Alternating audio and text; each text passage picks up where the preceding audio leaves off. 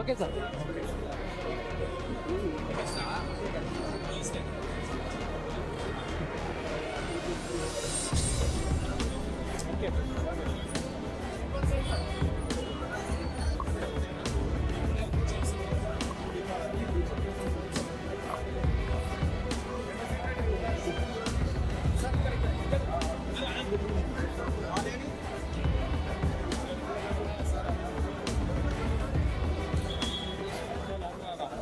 ఈరోజు హైదరాబాద్ నగరంలో అనేక ప్రైవేట్ హాస్పిటల్స్ సంబంధించినటువంటి హాస్పిటల్స్ ఉన్నప్పటికీ కూడా అదే స్థాయిలో ప్రభుత్వ వైద్యశాలలకు సంబంధించినటువంటి అవసరం కూడా చాలా పెద్దగా ఉంది.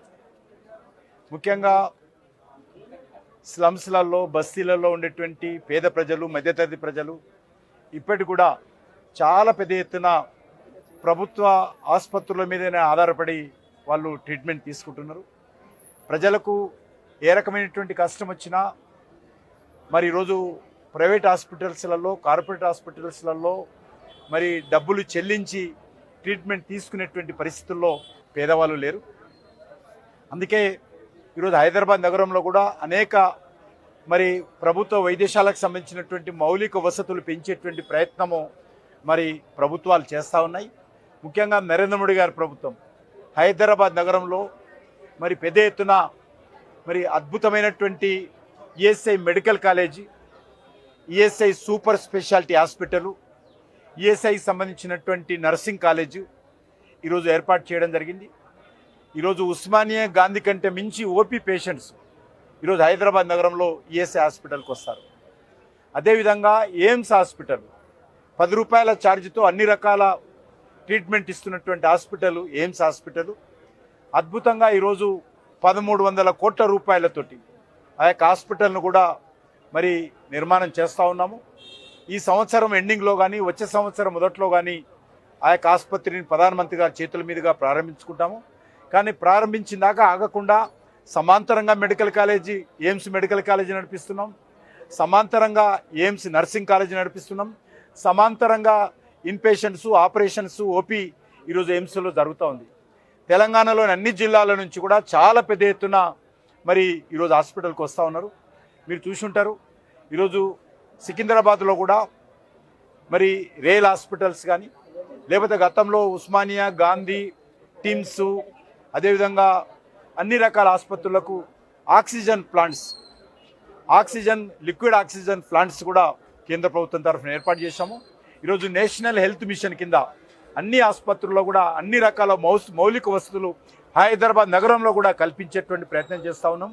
ఇదే కాకుండా నేను ఒక పార్లమెంట్ సభ్యుడిగా నా కాన్స్టిట్యుయెన్సీలో ఉన్నటువంటి అన్ని ప్రాథమిక వైద్యశాలల్లో మరి ఈరోజు మరి ఐ టెస్టింగ్ మిషన్ కానీ, ఈకో టెస్టింగ్ మిషన్ కానీ, బ్లడ్ టెస్టింగ్ మిషన్ కానీ, ఇతర అన్ని రకాల సుమారు మరి లక్షలాది రూపాయల విలువైనటువంటి వస్తువులు ఒక్కొక్క ఆసుపత్రికి ఈరోజు నేను బాగంబర్పేటలో 9 లక్షల విలువైనటువంటి ఎక్విప్మెంట్స్ ఈ హాస్పిటల్లో ఇస్తూ ఉన్నాను. ఆ రకంగా అన్ని హాస్పిటల్లో కూడా అది చేస్తూ ఉన్నాము. అదేవిధంగా నేను గతంలోనే అన్ని హాస్పిటల్స్లో కూడా మరి కొత్త అదనపు రూములు కానీ, అదనపు ఏరియా కానీ, ఈరోజు మీరు చూశారు ఈ షెడ్ అంతా కూడా గతంలో వేసేయడంతో ఈరోజు వచ్చేటువంటి పేషెంట్స్కు, వాళ్ళతో వచ్చేటువంటి అసిస్టెంట్లకు, అటెండర్లకు చాలా ఉపయోగపడుతుంది. ఈ రకంగా ఇది ఒకటే హాస్పిటల్ కాదు, నా పార్లమెంట్ కాన్స్టిట్యుయెన్సీలో ఉన్నటువంటి అన్ని ప్రభుత్వ వైద్యశాలలో కూడా ఈ రకమైనటువంటి షెడ్స్ కోట్లాది రూపాయలు ఖర్చు పెట్టి వేయడం జరిగింది. అదేవిధంగా ఈరోజు బస్తీ దవాఖానాలు ఏవైతున్నాయో అది కేంద్ర ప్రభుత్వం సంబంధించినటువంటి వెల్నెస్ సెంటర్స్ కింద మరి ఆ హాస్పిటల్స్ని డెవలప్మెంట్ చేయడం జరిగింది. దానికి సంబంధించినటువంటి బస్తీ దవాఖానాలకు సంబంధించినటువంటి ఎస్టాబ్లిష్మెంట్ కానీ, వాటి మెయింటెనెన్స్ కానీ ఈరోజు కేంద్ర ప్రభుత్వం చేస్తూ ఉంది. అదేవిధంగా డయాలిసిస్ సెంటర్స్ అన్ని ప్రభుత్వ ఆసుపత్రులలో ఎక్కడైతే అవకాశం ఉందో అక్కడ అన్ని రకాలుగా జిల్లా కేంద్రాల్లో హైదరాబాద్లో డయాలిసిస్ సెంటర్స్ ఏర్పాటు చేశాము. ఈరోజు ఎయిమ్స్ హాస్పిటల్లో అద్భుతమైనటువంటి డయాలిసిస్ సెంటర్ ఉంది. ఈఎస్ఐ ఆసుపత్రిలో కూడా డయాలిసిస్ సెంటర్ ఉంది. ఈఎస్ఐ ఆసుపత్రికి సంబంధించినటువంటి మెడికల్ కాలేజ్ కూడా అద్భుతంగా దేశంలోనే మరి ఆధునికమైనటువంటి ఆదర్శమైనటువంటి మెడికల్ కాలేజీగా ఆసుపత్రిగా ఈఎస్ఐ పేరు తీసుకురావడం జరిగింది. ఈరోజు కేంద్ర ప్రభుత్వం తరఫున హైదరాబాద్లో ఉన్నటువంటి పేద ప్రజల కోసం, మధ్యతరగతి ప్రజల కోసం అన్ని రకాల మౌలిక వసతులు కల్పించేటువంటి కార్యక్రమం కొనసాగిస్తూ ఉన్నాము. భవిష్యత్తులో దీన్ని మరింతగా ముందుకు తీసుకెళ్తామని ఈ సందర్భంగా మనం చేస్తున్నాం. పెరగాలి కదా, ఎందుకంటే ఈరోజు ప్రపంచమంతా కూడా క్రైసిస్ ఇప్పుడే వస్తున్నది, గతంలో రాలేదు. ఈరోజు యుద్ధానికి సంబంధించినటువంటి తొందరగా ముగుస్తుందన్నటువంటి ఆలోచనతో చూసాం. అది కూడా ఈరోజు పెట్రోల్ ధరలు పెంచకుండా ఈరోజు ప్రభుత్వం నడపచ్చు, అది భారం కూడా ప్రజల మీద పడుతుంది. ఆ భారం కూడా మనం చెల్లించేటువంటి ట్యాక్సీల ద్వారానే పెట్రోలియం సబ్సిడీ ఇన్ని రోజుల వరకు ఇచ్చాము. ఇంకా బాగా పెరిగింది. ఈరోజు అమెరికా లాంటి దేశం 40% ధరలు పెరిగాయి. ఈరోజు జర్మనీ, జపాన్ లాంటి దేశం 40% పెట్రోల్ ఉత్పత్తులు పెరిగాయి. పెరగనటువంటి దేశం ఏదైనా ఉంటే మన దేశం ఒకటే ఉండింది. అది కూడా ఈరోజు తప్పనిసరి పరిస్థితుల్లో పెంచాల్సిన పరిస్థితి వచ్చింది. అంతే తప్ప ఏదో కేంద్ర ప్రభుత్వ రెవెన్యూ కోసమో లేకపోతే దేనికోసమో కాదు, ఇది ప్రజల డబ్బును రక్షించేటువంటి ప్రయత్నంలో భాగంగానే ఈరోజు భారం ఏదైతే పడతా ఉందో ప్రభుత్వానికి సంబంధించి పేద ప్రజలకు ఈరోజు 5 కేజీల బియ్యం ఇస్తూ ఉన్నాం. ఈరోజు జాతీయ రహదారుల నిర్మాణం చేస్తూ ఉన్నాం, ఆసుపత్రులు అభివృద్ధి చేస్తూ ఉన్నాం. ఈరోజు రైతులకు ప్రతి నెల రైతుల అకౌంట్లో, ప్రతి 4 నెలలకు ఒకసారి రైతుల అకౌంట్లో మోడీ గారు డబ్బులు వేస్తూ ఉన్నారు. అనేక రకాల మౌలిక వసతులు కల్పిస్తూ ఉన్నాం. ఇవన్నీ జరగాలి అంటే ప్రభుత్వం వస్తున్నటువంటి రెవెన్యూ లేకపోతే, ప్రభుత్వం వస్తున్నటువంటి ఆదాయం కోత పడితే ఏ సంక్షేమ కార్యక్రమం కూడా అమలు చేయము. కాబట్టే ఈరోజు తప్పనిసరి పరిస్థితుల్లో నరేంద్ర మోడీ గారి ప్రభుత్వము ఈ చర్య తీసుకున్నది. ఇది దేశంలో జరిగినటువంటి సంఘటన కాదు, ప్రపంచవ్యాప్తంగా ఉన్నటువంటి అన్ని దేశాలు, ప్రపంచవ్యాప్తంగా ఉన్నటువంటి అన్ని వర్గాల ప్రజలు దీని మీద ఎఫెక్ట్ అయ్యారు.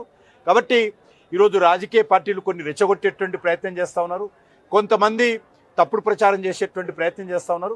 కాబట్టి దీన్ని అర్థం చేసుకోవాల్సిందిగా, ఎందుకంటే ఇప్పటివరకు చూసాం, ఎందుకంటే గతంలో చూస్తున్నాం అగ్రిమెంట్ అయిపోయింది, యుద్ధం అయిపోతూ ఉంది, మరి పెట్రోల్ ఉత్పత్తులు ట్రాన్స్పోర్ట్ పెరుగుతూ ఉంది, ఏ రకమైన ఇబ్బంది లేదు అనే విధంగా మాట్లాడుతూ ఉన్నాం.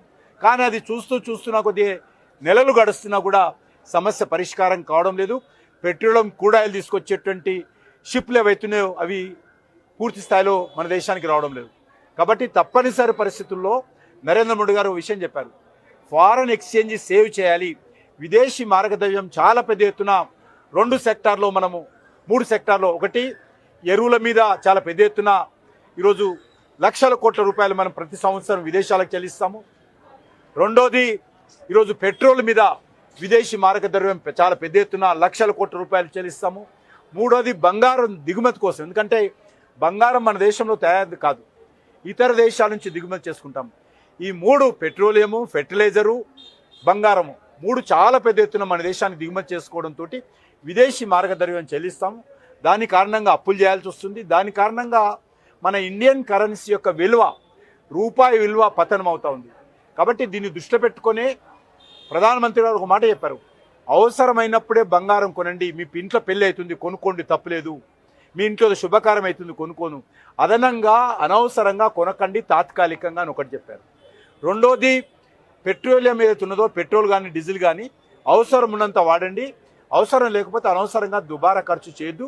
ఎంత వీలైతే అంత దేశం కోసం, దేశ భవిష్యత్తు కోసం, దేశ ఆర్థిక వ్యవస్థ రక్షించడం కోసం, మన ఇండియన్ కరెన్సీ రూపాయి పతనం కాకుండా చూసుకోవడం కోసం పెట్రోలియం అవసరమైతేనే వాడండి అని చెప్పారు.